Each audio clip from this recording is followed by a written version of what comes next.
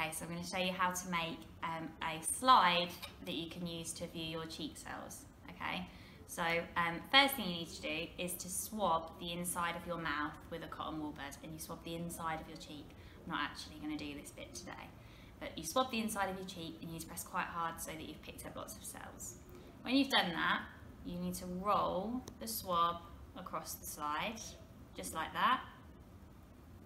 And then we're going to add a drop, just a tiny drop of methyl blue. And that gives the cells some colour.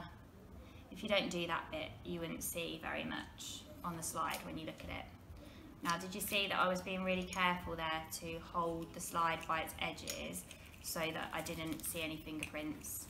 Because if you touch the slide all over, all you'll see is your own fingerprints. And the same with the cover slip. So the cover slip protects your specimen. It's really thin, really delicate, so you have to be really careful when you hold it. And I'm just going to drop it over where I swabbed, so there's no air bubbles. So it looks like that. And then I'm going to put it on the stage of the microscope and clip it in. I'm going to set the lens to the lowest power lens, the red one here, and then that's ready to look at.